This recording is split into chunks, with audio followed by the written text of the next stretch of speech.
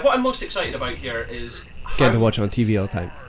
Well, that, yes, but also seeing their promise of allowing teams to compete from an amateur level coming into the professionals and getting paid for it. It does suck that they made a lot of the teams change their names. Why? What do you mean?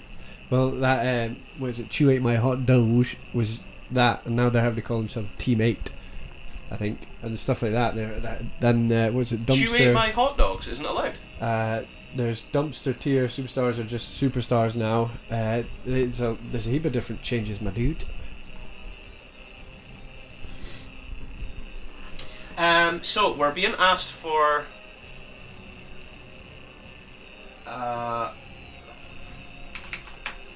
they're being asked for a delay. Let me just try and figure out what's going on there with the teams.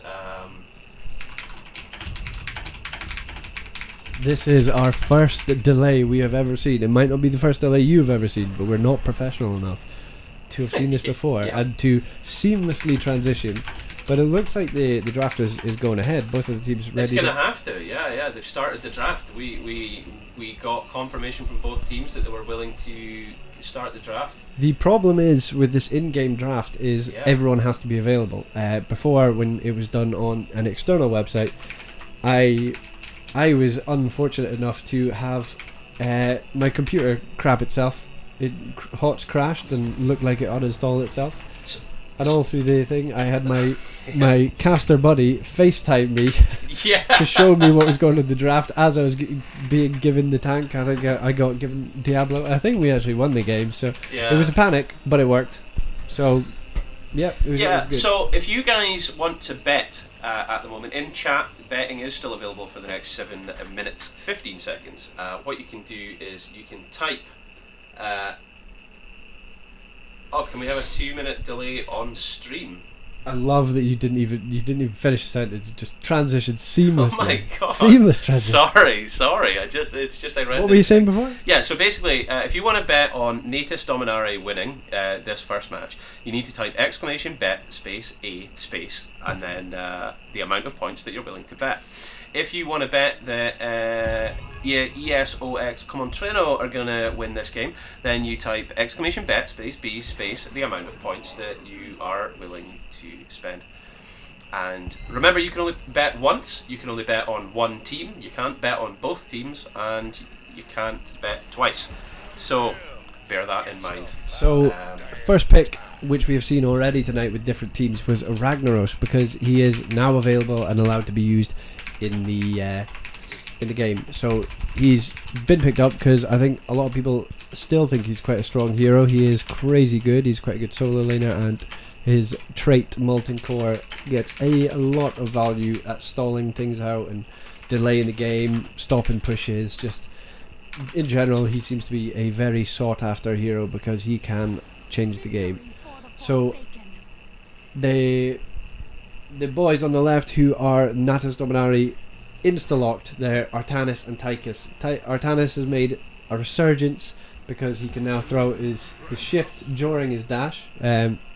I'm told. I never played him before that because I didn't like him. I thought he was rubbish, but now I think he's decent. Oh, he's amazing. His ability to swap people out is what makes him valuable, yeah. Tychus, always good just to chunk down the tank or anybody else who steps over their mark, and it's like, hey, I'll keep you in line.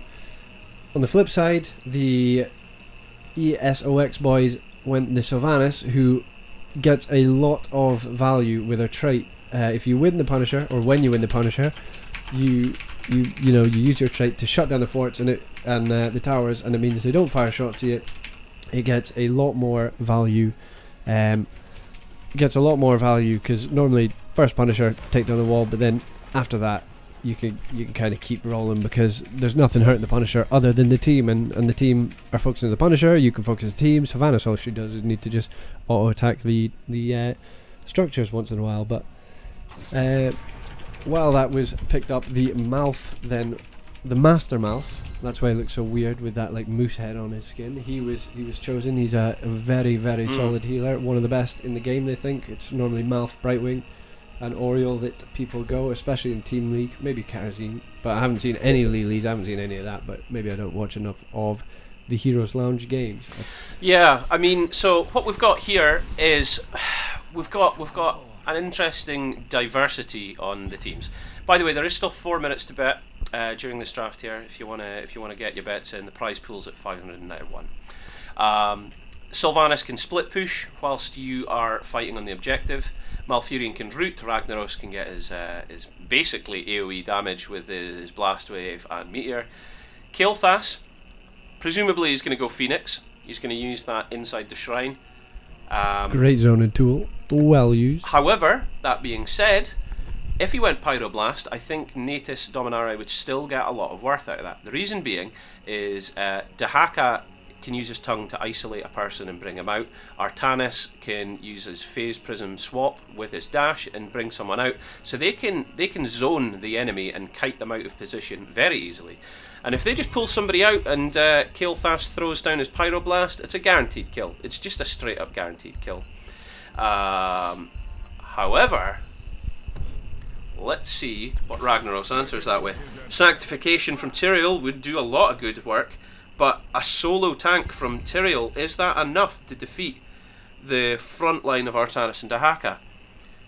Their melee, it's difficult. It's really difficult to tell. Maybe they've run this comp before and they're very happy with it, leaving Tyrael to solo, because Rag, he's got quite a health pool, doesn't he? Yeah. Well, it's reasonable. It's not as like high as Thrall, and it's not as high as like Alarak, or well, it's maybe about as high as Alarak actually. So I mean, it's just I feel like I guess he's going to be their solo laner. If they're going to rotate with a Sylvanas, they'll get some excellent pushing. Do you know what I mean? But do you know what I mean? This is why I dislike Sylvanas. She gets a lot of value when you're winning. If you're not winning, she is quite a crappy assassin. I know she's not an assassin before you jump in, but she's an assassin with a good trait kind of thing. But you know, she is a specialist. But you know what I mean. Have you put a bet in, by the way? I have not put a bet in. I don't bet. No, I don't bet. Not since. I'm gonna do a gamble. Not since. But yeah, the guys on the side of Natus Dominari or Birth Control they have a solid comp. They have a very meta comp. Freedod, the captain of Natus Dominari, is going to be playing our Dahaka today, and the captain of ESOX is Your Devil. He's Malfurion, and he's going to be playing their support. The DPSs are Dabedman with Tychus on Natus, and Kael'thas has been played by Aridoval, and Hockey Jedi is on Rhaegar. Shensa.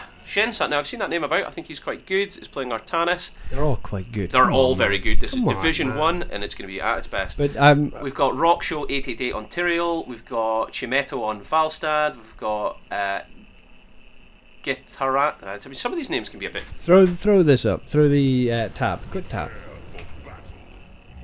Where's your tab? There we go. That's easier to read, isn't it? Yeah, okay, right, you're right. The guy in the rag.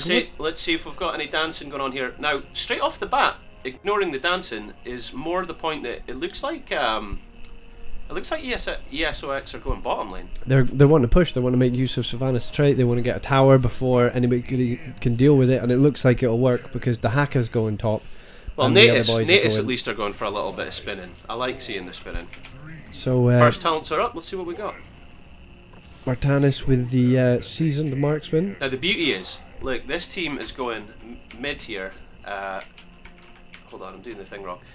To get a skirmish, and it's going to be unrequired because they're using Sylvanas' Black Arrow trait to immediately disable the towers and try and get an experience lead.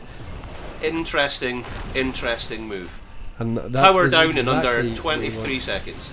And has the Hacker Bird in a little too deep? No, he's not. He's okay. Falstad down. Under 30 seconds into the game, the first kill goes to Natus Dominari. Nice one, boys. So, yeah, so it worked. Their plan worked. They wanted to get the tower, and they got the tower, but by feeding, they've negated their experience lead, though. And Natus Dominari, are. It might work better for them because now they can get the experience off the tower at the later game. When Chimetto came back after dying, he flew top, or he went straight top anyway. So he actually got a little bit of experience. So it's now evened up again. So it looks like you've got a solo laner Natus top against Falstad, and then a Sylvanas solo laning against Dahaka. I don't know how that would. I would assume Dahaka would wreck the Sylvanas because I mean, I know she had a little talent change, but she's a bit of a dodger. So there was an attempt to rotate on the Dahaka, but the boys in Natus Dominari were ready for it. They were also hiding in the bushes and just stomped that out. It was a little skirmish, no deaths, and yeah, kind of a bit of a letdown for the ESOX boys because they would love to get the hill, but they're chunking down the Dahaka, who gets away and does a quick little, well, now notice in top lane here, Artanis, being played by Shenza here, is going to have to rotate down to join his team. But instead of doing that, he's staying up here as long as Falstad's up here. Falstad's staying up there as long as Artanis is up there. So that means it's a straight 4v4 down here.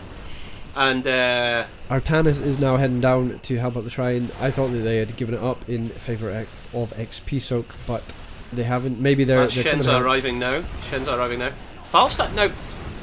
He's not. Did he use his fly? He's done his barrel roll. I didn't see, but they're so low, and Tyrael is the first to die. And the problem with only having one tank is when the tank's dead, you don't have a tank. He did take a massive chunk of Hawkeye Jedi's Rhaegar's life. Did Rhaegar take Lightning Bond? I didn't see. He did. By taking Lightning Bond, that gives them a serious advantage in the shrines. So and there's Arcane Punisher, and I win the bet because it was a purple one. I didn't see you. I didn't hear you, so it doesn't count. Doesn't count. Okay, so the Punisher is going to be baited over the wall. There he goes. The Bedman using minigun straight on there to get some damage. But as we all know, you stay in those lasers and you die. So Daikius has had to back off there. The Bedman is backing off. So normally you only really get the towers with the first Punisher, but using Sylvanas, they've got a kill. Using Sylvanas, they've got a kill, and now they're going to get a fort. Hockey Jedi went down like a sack of potatoes, and Shenza down as well. Well, I mean, there was a perfect spawn for the Punisher for them because they'd already taken the tower. This is textbook. I mean, it was said in the chat by the viewers just there, like, oh, it's such an obvious starting play to send Sylvanas and disable the towers and just do that, you know. But and then they fed for it as well. But that was textbook play there. We just saw, and they're stealing. ESOX just stole the siege. Excellent. Tasty. That's, look, literally the experience is on fire. They had the numbers advantage on the map, and they had a talent advantage. They're level 7 to the level 5, so I mean, wow. I mean they've literally got almost a third more experience. Well, they're 50% more experience in the enemy team. Yeah, Birth Control boys are looking to pump some XP out of the map. That was a very poor metaphor, and you're terrible. Okay, so basically, ESXOX are now in a position where they have an experience lead, and they are now trying to push that experience lead by taking all the camps. Now, if you remember, at some point, oh wow, they're going to challenge this. They can. I love the backing from Natus. Did you like that, boys? Just because they don't value the camp too much. If they lost all 3 heroes there fighting a 3v5, that would have been even more of an XP lead. But now they can just kind of stay safe and clear that. Dahaka is having to walk through the fence. He's borrowed. Is he going to be killed for this? He's been rooted. Malfurion's roots pay off, and the captain Fredo goes down. Wow. A good cleanse by Rhaegar, I think, but it just wasn't enough. Just wasn't enough. It was good. It was a good idea by Dahaka. This Black Arrows comes in now, and they spooge a lot on the Dahaka. Rockshow's trying to kite or zone Shenza here, but I don't think it's going to pull off. Okay, Chimoto knows when to back off. He isn't taking damage, and ESOX are backing off. Rockshow, what is he doing? He's just trying to keep the push up. Shrine's active, by the way. Shrine is active. Falstad, rather than staying to get early minion kills, has rotated bottom to to kind of just fight with. Oh, now that might hurt ESOX's chances here a little. It helps out with the XP on the side of Natus and Dominari. But level 9.5 here. This is going to be ultimate time for. And they pick up another kill on the Ragnaros. So I think it's turning back in favour. Yeah. I mean, it might be the scale that it was it was an even match. And that's ultimates now. Let's see what they're picking up. Wailing Arrow from Sylvanas is pretty obvious. Sulphurous Smash from Ragnaros, unexpected, and I like to see it when it's used. So that's Twilight cool. Nightmare from Mighty Gust and a Sanctification. Twilight Dream. We always get it wrong every time. Okay, level 9 just about to be hit here. The Gust is used, maybe a little early. Now this is the problem Team Focus Halloween's had in Division 2 is you get a bit nervous going into the shrines. Sanctification's dropped. They get a kill onto Hakaf. The cleanse was not enough to save the Hakaf, but Fredoed is down. Sulphurous Smash is hitting the bedman. But the Natus boys did get the Punisher from that. I mean, they did it differently. Punisher. I think that's why it didn't work. They didn't do the norm. Normally, you'd give up the Punisher in favour of Soak, but Falstad flew away and they picked off Sylvanas, and then they picked off Rag, and it made them. They didn't get any value from it, but maybe it wasn't about the value. It was about preventing the other team from getting it and getting that Sylvanas value. Yeah. So I mean, as the game progresses, when they hit 10s, this game could change completely for them. The ultimates are still on cooldown. That's it. No, they're in. They're up now for Natus Dominari. The birth control kids are in town, and they still have a 50-40 second cooldown on Sanct. Now they could be punished for it. Oh, the cleanse has come out on the Tyrael, but he is shrunken down, and he is indeed. There is the Purifier Beam over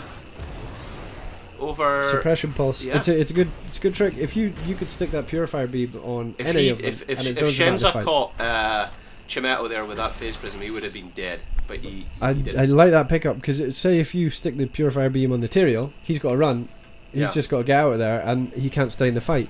So that means there's 0 tanks on the side of ESOX for however many seconds the beams come down for. So that might be a game changer. Now Sylvanas is kind of isolated here. This would be a good time to get her if you were wanting her, but it looks like they're not going for her, and there's a skirmish in the mid lane. So I mean, this could turn. I mean, I like what you're. Oh, there's a swap on Yo Devil there. Team captain of Bloodlust has dropped as well. They're making a play for the Tyrael. Ragnaros is still so far out. I don't think he's going to get out of there. He's going to try, but he doesn't. He dies. And it's now a 4v5 going into the next shrine phase. Sylvanas did pick up the bottom camp during that, so she'll make somebody. A large part of their damage on ESOX is now going to be out of the game for the next 15 seconds. So if they're going to pick up minions, now's the time to do it. But that wave needs cleared on the bottom lane, meaning that it will be 4v4. But right now it's 3 are sat in the lane versus 3. Falstad's flown top to try to get that 13. Now look at this. Natus are backing off. They're well. I mean, oh, but that's an early cleanse. I mean, you had to do it. You don't want to lose Tyrael before the fight. But Falstad had to fly down because he thought that there was an engage. He didn't get the level 13 from that juicy wave of minions sitting top. Juicy wave. And there's a swap. Shenza, if he caught that would have been. That was so close. I feel that Artanis' pain. Yeah. But lucky. In comes the Odin. Sanctification's just been dropped. Dahaka has went down. Natus pick up a kill on Tyrael there. Tyrael, he almost kills. And he does. He gets Kilthas out of the game. So it is now a 4v2, 4v1. What can Tyrael do? That's so unfortunate. Low. That did 90 health, and he's still fighting. Falstad's in on Tyrael. Falstad he didn't want to chase because the fort was up. Frozen Punisher's now been won in favour of ES. And that is the lane that's already the most pushed, so that is exactly what they do not need on the side of birth control. Birth control. That was an amazing fight. Watching that, I thought they had it. I thought Fredoed had it. Would you say it was a good comeback? I think. I don't want to get into this. You're a bad man. And Artanis gets. Shenza is deleted. He gets caught. I think they're. Sorry, I wasn't looking. Fighting around a Punisher is very, very difficult because not only does this Punisher literally stun you with about 1 million freeze waves, cold snaps or whatever, you're also getting punched in the face. It's brute. Malfurion uses his invulnerability, and is the Phoenix going to kill him? No, it doesn't. Falstad's back. Flown in. I think they're gonna. They could core here. Potentially. I think it's too early for core. They're not. Talent ahead. Sorry, which would have been perfect, but they didn't get. Shenzo's going to go for the face. Oh, can they? Oh, she got away. This, I want to say Gitandra. So they are chasing because they Gust know used as an escape. They know that the ESOX boys are not on 16, and they're doing what they can to force a fight. Yeah, they're trying to fight because they're on equal talent tiers, and that is where they want to be at this stage in the game. Now, this Ragnaros could molten core here. This isn't a place they want to be fighting. I don't think this is a wise move anymore. And there you go. There's the molten core, and he can just drop artillery on them till the cows come home. He's helping out with the camp though. No, but Tyrande will come in wheeling arrow any second here. Tyrande isn't played. Yes, sorry, Sylvanas. Sorry guys, he's a noob. So Dahaka fell for that camp. People, they backed off in the early game on the left-hand side camp. The hard camp, but that one they almost got Malfurion, but Sanctification's dropped and Vulnerable's used. Are they going to get? They don't get Malfurion, and Artanis goes down. Artanis shifted. Hockey Jedi's away from his team. He can't heal them, so Kilthas goes down. The Birdman is isolated, single-handedly executed, and now it is. I'd still think it's very early to try a core attempt. Dahaka, if he feeds here. What do you mean this is early? Their whole team's dead. But the death timers are so low. Normally you'd wait. It would be easier if the birth control boys were a little higher level. It would be easier because they would be dead longer. But they would have been back. They got what they needed. They wanted the camp. The keep from the side of the Natus. From Natus. And they got it. So Shenzo's out of position here. Oh no, there we go. If he had swapped, it could have got the Yo Devil Malfurion, but Sylvanas smart enough to back off in the corner, taking their bruiser camp there. Now I think because of the aggression levels that have been shown consistently here. By the way, that's an arcane Punisher in that portal there. For those of you. Instead of backing off and trying to soak for this, I think the boys from the birth control boys they're gearing up for a fight. I think they're like, it's now or never. If we lose this, we've lost the game. So why don't we just give it all we got? Yeah, so I was going to say the aggression levels that I've seen from ESOX, I would expect them to try and steal the Natus's bruiser camp before doing this. But so ESOX have now moved in. There was a phase shift on the Malfurion, but there was no one to back it up. And Kael'thas is the first to go down the side of the blue team. Bloodlust has just been dropped. His Purifier Beam is not getting as much value as you would have hoped. They've isolated Chimeto there, and he is now down. They could probably do the same on Tyrael, but they're not. Bearing in mind, Sanctification has been dropped here. There goes the Wailing Arrow. Wailing Arrow silences everyone. So I loved the Dukes from the Sylvanas there, using the Banshees to chase and continue keep it going. Has she got Windrunner? Is that how she's succeeding so effectively? Yeah, it must be. She's hopping left, right. She's got, and her and Rag are now going to take the fort so that the Punisher can do even more damage without even taking any. And the core is getting attacked by minions. Kael'thas had to go back and deal with that there, which was just not ideal. This is not ideal. It was. I think they knew it was. We've got to fight now before they get even more of a lead, but it didn't really work out for them. That single solo tank is working good. So it's pretty brutal. It is pretty brutal at this stage.